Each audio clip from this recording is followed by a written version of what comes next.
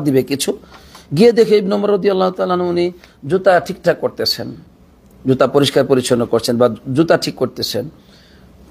তো এখন বলতেছেন আপনি কি করেন? বলছে দেখো এই যে আমি কি করতেছি, জুতা ঠিক করতেছি। বলছে আচ্ছা আপনি এটা বাদ দিয়ে আর একটা নতুন জুতা কেনা যায় না? মানে কি আপনি আর একটা জুতা কিনতে পারেন। তখন ইবনে ওমর রাদিয়াল্লাহু তাআলা বলছেন আলিহাদা জি, তাই জন্য তুমি আসছো? মানে আমি জুতা ঠিক করি, আমি এটা করি, আমি জুতা সেলাই করি, আমি যা ইচ্ছা তাই করি, এটা আমার ব্যাপার, তুমি এই ব্যাপারে প্রশ্ন করার জন্য আসছো?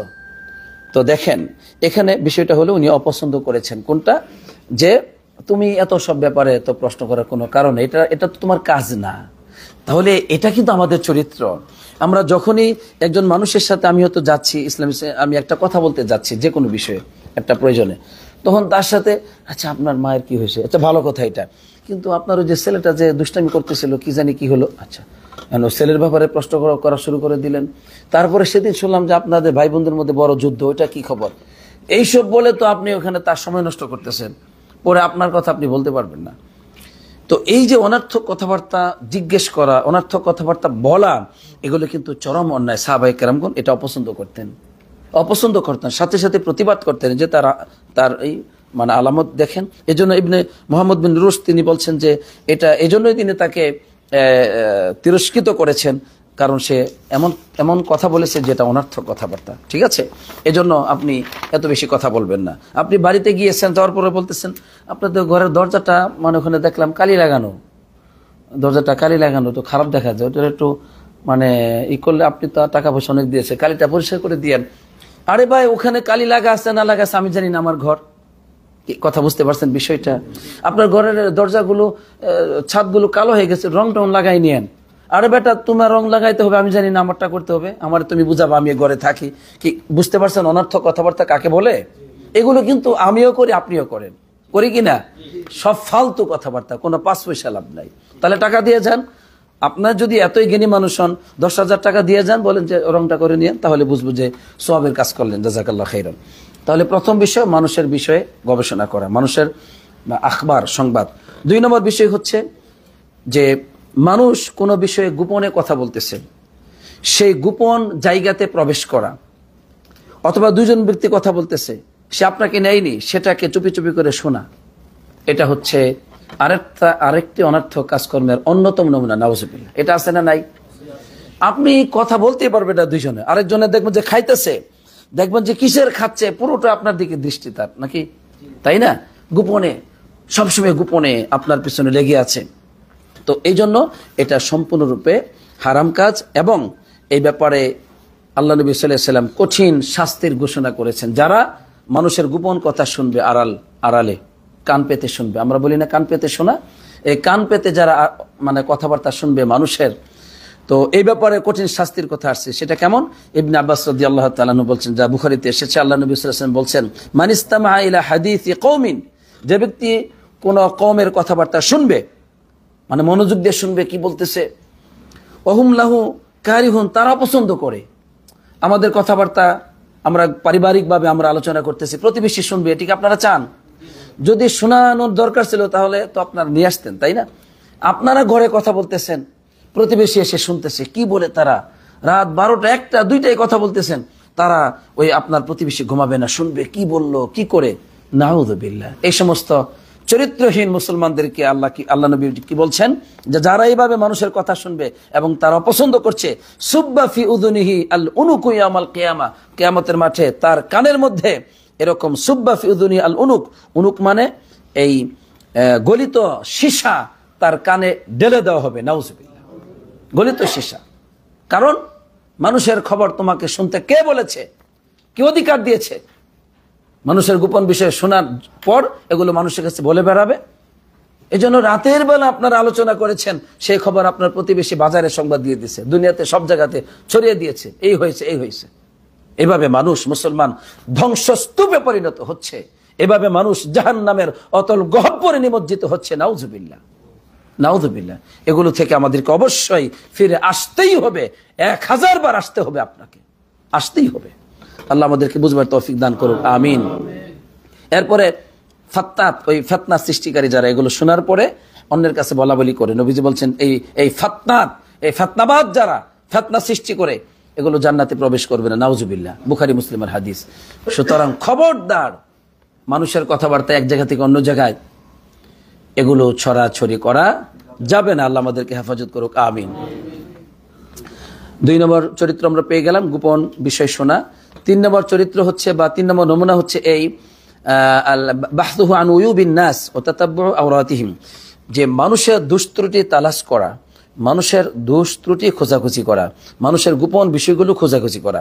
যদিও আগেরটার সাথে মিল আছে, কিন্তু তারপরেও এটা হলো আলাদা। মানে শুধু দোষ খোঁজা, কি করলো, কোথায় যায়, কোন দিকে যায়, পিছনে যাওয়া আছে না নাই? এগুলো আপনি বাজারে যাচ্ছেন, সে যাবে। আপনি একজনের সাথে কথাবার্তা বললেন 5 মিনিট, একটু পরেই তাকে খোঁজাখুঁজি করে যাবে, কি বললো গো, সলিমুদ্দিনের সাথে আপনি কথা বললেন, কি বললো, দেখেন এগুলো আছে না?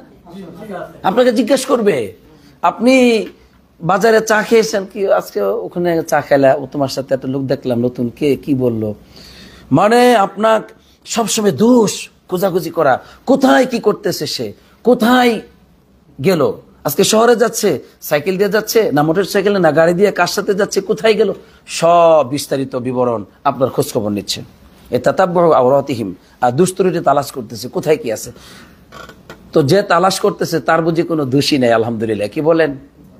আপনি যে আমি আমারটা দিয়ে বলি, আমি যে আরেকজনের দুষ্ত্রুটি খোঁজাখুঁজি করছি, আলহামদুলিল্লাহ আমি ফেরেশতার চাইতে আরো পবিত্র, কোনো দোষ নেই, নাকি বলেন? না না, আছে আছে। চরিত্রহীন হওয়ার কারণে বুঝি না, নাউজুবিল্লাহ। এই জন্য আপনাদেরকে বলতেছি যে নিজেকে একটু চিন্তা করুন। আপনি যে মানুষের দোষ ত্রুটি খোঁজাখুঁজি করেন, আপনি কি একেবারেই ফুলের মতো পবিত্র? আপনার দোষ কি নেই? নাউজুবিল্লাহ। এই জন্য এটা হচ্ছে অন্যতম একটি খারাপ চরিত্র। যারা এগুলো করবে তারা অনর্থক কাজকর্মের মধ্যে লিপ্ত হলো এবং তারা হারাম কাজে লিপ্ত হলো। এবং মনে রাখবেন, আমি সবাইকে বলতেছি, আমার এই আলোচনা পৃথিবীতে যত ভাই বোনদের কাছে পৌঁছে যাবে এবং যারা নিজেদেরকে পবিত্র মনে করেন তাদেরকেও বলছি, যারা আপনারা মানুষের দুষ্ত্রুটি খোঁজাখুঁজি করেন মুসলমানদের, আল্লাহ নবী বলছেন যে ব্যক্তি যে লা তাত্তাবিউ আওরাতিল মুসলিমিন, নবীজি বলছেন তোমরা মুসলমানদের গোপন বিষয় তালাশ করো না। যে ব্যক্তি মুসলমানদের গোপন বিষয় তালাশ করবে তাহলে কি হবে? ইত্তাবিউল্লাহু আওরাতাহু, আল্লাহ তাআলা নিজে ওই বান্দার দোষ খুঁজবেন। নাউজুবিল্লাহ। আল্লাহ তাআলা খোঁজা লাগে না, আল্লাহ তো জানেন। এর মানে ওই বান্দার দোষ এই দিকে আল্লাহ গভীরভাবে দৃষ্টি দিবেন। দৃষ্টি তো দিবেন, পরে কি হবে? আল্লাহ রাব্বুল আলামিন তাকে, সে যদি নিজের ঘরেও থাকে, আল্লাহ রাব্বুল আলামিন সেখানে তাকে অপমানিত, লাঞ্ছিত করবে। নাউজুবিল্লাহ। অতএব মনে রাখবেন, আমি আপনাদেরকে বলতেছি, আজকে হয়তো আরেকজনের দুষ্ত্রুটি আপনি খোঁজাখুঁজি করতেছেন, কিন্তু খুব বেশি দিন দেরি নয়, একদিন আপনারটাও এভাবে মানুষ খোঁজাখুঁজি করবে। নাউজুবিল্লাহ। আপনি হচ্ছে এই বিপদে পড়বেন, এই দিন আপনারও আসবে। নাউজুবিল্লাহ। সুতরাং আমি সবাইকে বলছি, ধ্বংস থেকে আল্লাহ আপনাদেরকে হেফাজত করুন। এই ধ্বংসের পথ থেকে নিজেকে বিরত রাখুন। আল্লাহ রাব্বুল আলামিন যথেষ্ট মানুষকে শাস্তি দেওয়ার জন্য। আপনি ধ্বংস করতে পারবেন না, শুধু একটু ফাসাদ সৃষ্টি করতে পারবেন, একটা অশান্তি সৃষ্টি করতে পারবেন, এতটুকুই। আর সেটা আপনার পাপের জন্য করতে পারবেন। এর মানে এর পরবর্তী টার্গেট আপনি, অর্থাৎ আপনাকে আল্লাহ তাআলা এইভাবে অপমানিত, লাঞ্ছিত করবেন। নাউজুবিল্লাহ। আল্লাহ আমাদেরকে বুঝবার তৌফিক দান করুক, আমিন। 4 নম্বর পয়েন্ট হচ্ছে যে অনর্থক কথাবার্তার অন্যতম একটি অবস্থা হচ্ছে এই যে লাগুল কালাম মানে অনর্থক কথাবার্তা, এটাই বলছেন। এর মানে অনর্থক কথাটাকেই এখানে বেশি গুরুত্ব দেওয়া হয়েছে, কথাকে। আমি যদিও বারবার কাজকর্ম বলতেছি, ঠিক আছে, কিন্তু কথাও তো একটি কাজ। তো ইবনে রজব রাহমাতুল্লাহ আলাইহি তিনি এই বিষয়টাকে আরো স্পষ্ট করেছেন, আকসারু মা ইউরাদু বিতারকি মা লা ইয়ানি, অর্থাৎ অনর্থক যে বিষয়টা পরিত্যাগ করার, এটার উদ্দেশ্য এটাই, হিফজুল লিসান মিন লাগবিল কালাম, অনর্থক কথাবার্তা থেকে জবানটাকে হেফাজত করা, এটা এখানে উদ্দেশ্য। তাহলে অনর্থক কথা বলা যাবে না, কাজকর্ম হতে পারে, কিন্তু হিফজুল লিসান এইটাই। এই জন্য আমরা অবশ্যই যখনই অনর্থক কথাবার্তার সুযোগ আসবে ওইটাকে আমরা এড়িয়ে চলবো। অনেক বিষয় আমাদের প্রয়োজন নাই, সেটাকে এড়িয়ে চলবো। সব বিষয়ে আপনাকে নাক গলানো প্রয়োজন নেই। আল্লাহ আমাদেরকে বুঝবার তৌফিক দান করুন। এটা হলো 4। 5 নাম্বার, এটা 4। 4-এর মধ্যে আবার ইমাম শাফি রহমতুল্লাহ আলাই একটা উক্তি আছে, অনেকগুলি উক্তি আছে, সবগুলি আমরা বলছি না। ইমাম শাফি রহমতুল্লাহ আলাই কি বলছেন দেখেন, তিনি বলছেন মান আরাদা আইয়ুনাওয়িরাল্লাহু কলবাহু ফালইয়াতরুকিল কালাম ফিমা লা ইয়ানি। যে ব্যক্তি চায় আল্লাহ তাআলা তার কলবকে আলোকিত করুক, তার আত্মাকে কলবকে আলোকিত করুক, নূরান্বিত করুক, তাহলে সে যেন ছেড়ে দেয় ওই সমস্ত কথাবার্তা যেগুলো অপ্রয়োজনীয়। সুবহানাল্লাহ, ইমাম শাফি রহমতুল্লাহ আলাইহি বলছেন। তাহলে অনর্থক কথাবার্তা ছাড়তে পারলে আল্লাহ তাআলা আপনার অন্তরে আলো, নূর নাজিল করবেন। আলহামদুলিল্লাহ। এরপরে বলছেন যে তিনটি আকল বৃদ্ধি পায়, জ্ঞান বৃদ্ধি পায় তিনটি কাজে। কয়টি কাজে? 1 নাম্বার মাজালিসাতুল উলামা, উলামায়ে কেরামদের মজলিসে বসলে আপনার জ্ঞানটা বৃদ্ধি পাবে। আলহামদুলিল্লাহ, আকলটা তাজা হবে, ভালো হবে, মাথা মতো ঠিক থাকবে। 2 ও মুজালাসাতুস সালিহিন, ভালো মানুষের সাথে বসলে যারা আপনাকে খারাপ বুদ্ধি দিবে না। 3 নাম্বার ওয়াতারকুল কালাম ফিমা লা ইয়ানি, এবং যেগুলোতে কোনো উপকার নেই এই সমস্ত কথাবার্তাগুলি ছেড়ে দিলে আকল বৃদ্ধি পায়। আলহামদুলিল্লাহ, আকলটা ভালো হয়। তো আকল পরিশুদ্ধ হওয়া, আকল জ্ঞানবান হওয়া, প্রশস্ত হওয়া দরকার আছে না নাই? তাহলে আলেমদের মজলিসে বসতে হবে, ভালো মানুষের কাছে যেতে হবে এবং অনর্থক কথাবার্তা থেকে বিরত থাকতে হবে। সুবহানাল্লাহ। একজন সাহাবার ঘটনা বলতেই হবে, সেটা হচ্ছে এই যায়েদ বিন আসলাম, একজন তাবিঈ। তিনি আবু দুজানা রাদিয়াল্লাহু তাআলা আনহু, একজন সাহাবা, ওনার ব্যাপারে কথা বলতেছেন যে উনি যখন অসুস্থ হয়ে পড়লেন তখন আমরা তার কাছে গেলাম, গিয়ে দেখলাম যে ওনার চেহারাটা একদম জলমল করতেছে। অসুস্থ মানুষ, কিন্তু কি হচ্ছে বলেন তো? অসুস্থ কিন্তু চেহারা জলমল করতেছে। সুবহানাল্লাহ, ইয়াতাহাল্লাল। তাকে বলা হলো, কি ব্যাপার, আপনার চেহারার মধ্যে এত জলমল কেন, এত সৌন্দর্য কেন? তখন তিনি বলছেন যে দেখো, আমি আলহামদুলিল্লাহ আমার এমন কোন আমল নেই, তবে 2টো কাজ আমি করে থাকি। একটা হলো যে আমি অনর্থক কথাবার্তা বলি না, আলহামদুলিল্লাহ। 2, আমি ফাকানা কলবি লিল মুসলিমিনা সালিমান, মুসলমানদের ব্যাপারে আমার আত্মাটা সম্পূর্ণরূপে পবিত্র, আলহামদুলিল্লাহ। এর মানে কি জানেন?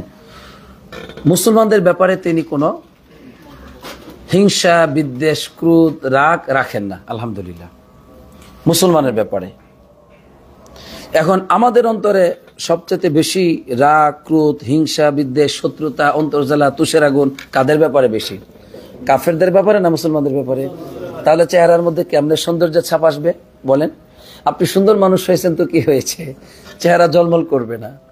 কারণ কি? ভিতর তো অপবিত্র। আমাদের ভিতর অপবিত্র থাকার কারণে চেহারাতে সৌন্দর্য ফুটে ওঠে না। তাহলে 2টো কাজ তিনি বলছেন, আমি 2টো কাজ করি, আমার তেমন কোনো আমল নাই, কিচ্ছু নাই, তবে 2টো কাজ আছে। একটা হলো আমি অনর্থক কথা বলি না, যেগুলোতে প্রয়োজন নাই, এই যে মানুষের ব্যাপারে, এগুলো আমি বলি না। আর আরেকটা হলো মুসলমানদের ব্যাপারে আমার অন্তরটা সালিম, পবিত্র, আলহামদুলিল্লাহ, কারো ব্যাপারে কোনো হিংসা, বিদ্বেষ কিচ্ছু নাই, আলহামদুলিল্লাহ, মাফ করে দিয়েছি। এর মানে কি? মাফ। এর মানে কি? আপনি জীবনযাপন করার ক্ষেত্রে সমাজে আপনার পরিবারে আপনজনদের সাথে কোনো ধাক্কা টাকা লাগবে না? না লাগবে? লাগবে, ঠিক না? কিন্তু মাফ করে দিবেন। কি করবেন? মাফ, ক্ষমা। স্ত্রীর সাথে ঝগড়া হয়েছে, 3 বছর পর্যন্ত কথা বলেন না, এটা কি চরিত্র হলো নাকি? মাফ করে দেন। কি করবেন? ক্ষমা। এভাবে করে যদি আমরা একে অপরকে ক্ষমা করে দিতে পারি, যা হবে, তাহলে আমাদের আত্মাতে আল্লাহ আলো দান করবেন, নূর দান করবেন, চেহারা সুন্দর করে দিবেন, ভিতরে আল্লাহ সুবহানাহু ওয়া তাআলা আলো দান করবেন, আমরা শ্রেষ্ঠ মানুষ হয়ে যাব, আলহামদুলিল্লাহ। আল্লাহ তৌফিক দান করুক, আমিন। 5 নম্বর অবস্থা হচ্ছে এই, 5 নম্বর নমুনা হচ্ছে এই যে সুআলুল উলামা আম্মা লা ইয়ানিহি মিনাল কদাই ওয়াল ওয়াকাই। আচ্ছা, উলামায়ে কেরামদেরকে এমন সব বিষয়ে প্রশ্ন করা যেটা কাল্পনিক বিষয়, বুঝতে পারছেন বিষয়টা? তো এমন সব বিষয়ে ফতোয়া প্রশ্ন করা যেগুলো অনর্থক ফতোয়া, যেগুলো আপনার মানে কাল্পনিক। এখন কেমনে করে উদাহরণ দিব আপনাকে?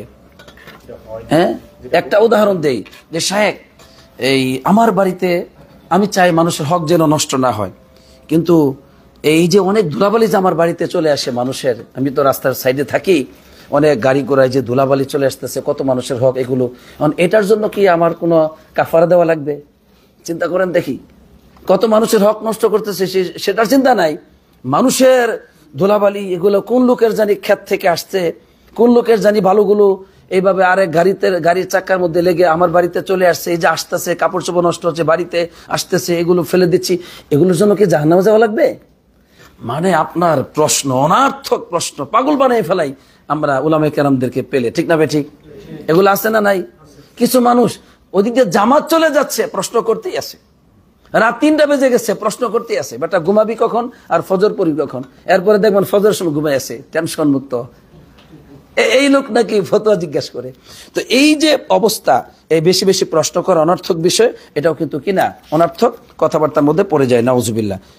এটা থেকে আল্লাহ আমাদেরকে হেফাজত করুক, আমিন। ইবনে রজব রাহমাতুল্লাহ বলছেন, আতাফাকু ফিদ্দিন, দিনের জ্ঞান অর্জন করা ঠিক আছে, এবং ওয়াসুআলু আনিল ইলমি ইন্নামা ইউহমাদ, ইলম সম্পর্কে প্রশ্ন করা এটা প্রশংসনীয় ব্যাপার, ঠিক আছে, ইদা কানা লিল আমাল, আমলের উদ্দেশ্য যদি হয়। কিন্তু চিন্তা আমলের না, চিন্তা হচ্ছে লা লিল মিরাই ওয়ালা লিল জিদাল, ঝগড়াঝাটির উদ্দেশ্য থাকা যাবে না, ঝগড়াঝাটি করার উদ্দেশ্য থাকা যাবে না। তো এখন অধিকাংশ মানুষ প্রশ্ন করে কোনটা বলেন তো? 10টা এই ফতোয়া সে ওই যাকে জিজ্ঞাসা করতেছে তার চাইতে আরো ভালো ভালো আলেমদের কাছ থেকে সে জেনেছে, এগুলো সব তার মুখস্থ। তারপর বলবে, হুজুর একটু বলেন তো দেখি যে এই হাদিসটা কি বলে, এর মানে 50, এটা হলো 51 বার জিজ্ঞাসা করছে সে। কত? 51 বার জিজ্ঞাসা করলো আজকে ওই একই প্রশ্ন। মানে কি? ফিতনা লাগানোর জন্য। কি লাগানোর জন্য? ফিতনা লাগানোর জন্য, ঝগড়াঝাটি করার জন্য, ফালতু অনর্থক। এই লোকটা এই পাপের মধ্যে পড়ে যাবে, ফিতনার মধ্যে পড়ে যাবে, অশান্তির মধ্যে পড়ে যাবে, অন্তর থেকে নূর চলে যাবে, ভালো কাজকর্ম থেকে সে বিরত থাকবে, নাউজুবিল্লাহ। কিছু করার নেই। লা ইলাহা ইল্লাল্লাহ। পয়েন্ট সবগুলি গুরুত্বপূর্ণ। কয় নম্বর পয়েন্ট বলছি বলেন তো? 5 নম্বর বলেছি না? 5 নম্বর, ইবনে আল মুয়াররিক আল ইজলি রাহমাতুল্লাহ আলাইহি, একজন মনীষী, উনি বলছেন, আমি অনেকবার এরকম মানে দীর্ঘ বছর আমি একটা বিষয় চাইতেছি, কিন্তু আমি ওটা পারতেছি না, লাম আকদির আলাইহি, আমি এটা করতে পারতেছি না। তবে ওয়ালাস্তু বিতারিকিন তালাবহু আবাদান, আমি যেটা চাই ওটা কোনোদিন ছাড়বো না। একটা জিনিস আমি চাচ্ছি, বারবার চাচ্ছি, বছরকে বছর চাচ্ছি, কিন্তু আমি ওটা করতে পারছি না বা আমি ওটা পাচ্ছি না, তবে এটা চাও আমি ছেড়ে দেব না, এটা আমার তামান্না আশা থাকবেই। সেটা কি? তখন তাকে বলেন, ইয়া আবুল মুতামির, কি ব্যাপার, কি চাচ্ছেন আপনি আবু মুতামির, বলুন। বলছে, সেটা হলো আল কাফু আম্মা লা ইয়ানিনি, মানে যেগুলো আমার অনর্থক এগুলো থেকে বিরত থাকা। মানে উনি চেষ্টা করতেছেন, উনি কি করতেছেন? চেষ্টা করছেন। এখন চেষ্টা করলে একদিনে আমরা পাবো না, এটা এখানে বোঝানো হচ্ছে যে একদিনে আপনি পাবেন না। আপনাকে এটা নিয়ে সবসময় আল্লাহর কাছে চাইতে হবে, চেষ্টা করতে হবে, আল্লাহর কাছে চাইতে হবে, চেষ্টা করতে হবে। কিন্তু আপনি 2, 4, 5 বছর যদি চেষ্টা করে ব্যর্থ হন, তবুও ছাড়বেন না, মৃত্যু পর্যন্ত চেষ্টা করতে থাকবেন। আল্লাহ তৌফিক দান করুক, আমিন। সর্বশেষ যেটা দ্বিতীয় খুতবার মধ্যে আসছে, সেটা হলো 6 নম্বর পয়েন্ট। তিনি বলছেন যে এটাও অনর্থক কাজকর্মের মধ্যে, কথাবার্তার মধ্যে পড়ে যায়, যেটা হচ্ছে যে ফতোয়া দেওয়া। কি দেওয়া? ফতোয়া দেওয়া। অথচ তার কাছে শরঈ ইলম নেই, তার কাছে জ্ঞান নেই। ওহুয়া লাইসা বিআহলিন লিযালিক, ফতোয়া দেওয়ার যোগ্যতা তার মধ্যে নেই, সে আলেম না, তারপরও সে এই ব্যাপারে ফতোয়া দিয়ে দেয়। ফায়াতাকাল্লামু ফিদ্দিন বিলা ইলম, ইলম ছাড়া দ্বীনের ব্যাপারে কথা বলে। ওয়া ইয়াহাদ্দাসু বিলা ইলম, এবং ওয়া ইউহাদ্দিসু বিলা ইলম, হাদিস বলে ইলম ছাড়া। ওয়া ইফতি বিলা ইলম, ইলম ছাড়া ফতোয়া দেয়।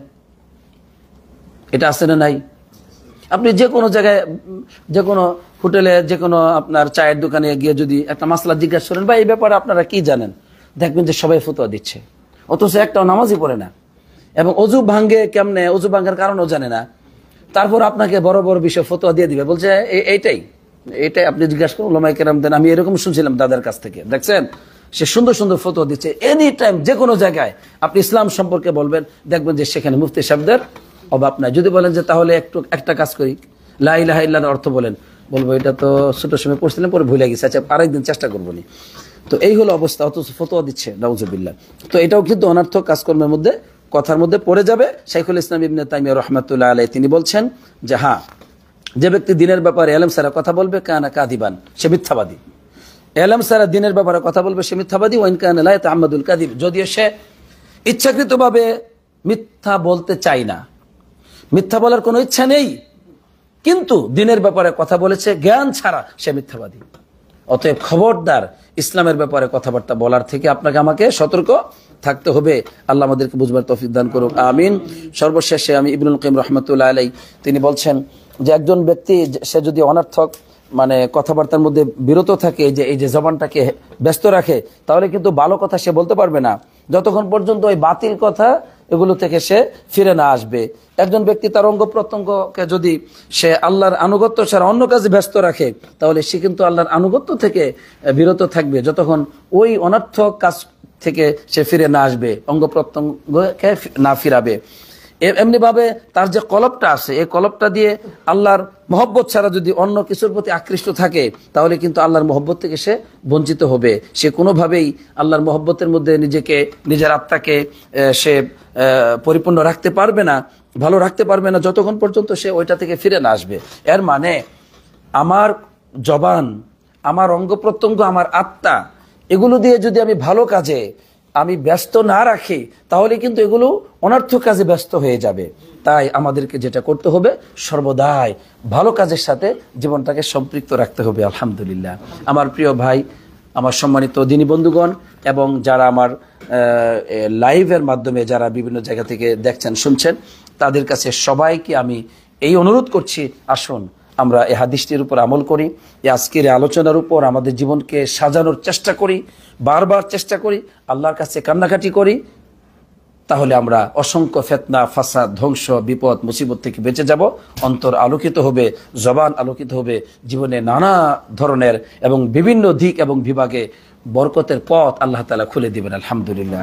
অন্যথায় জীবন ধ্বংস হয়ে যাবে, বিভিন্ন ফিতনা, ফাসাদ এবং অন্তর কালো হয়ে যাবে, নষ্ট হয়ে যাবে, মরিচিকায় একদম শেষ হয়ে যাবে অন্তর। আল্লাহ সুবহানাহু ওয়া তাআলা আমাদের সবাইকে এই একটি অপকর্ম থেকে, এই একটি কুচরিত্র থেকে আমাদের সবাইকে আল্লাহ হেফাজত করুক, আমিন।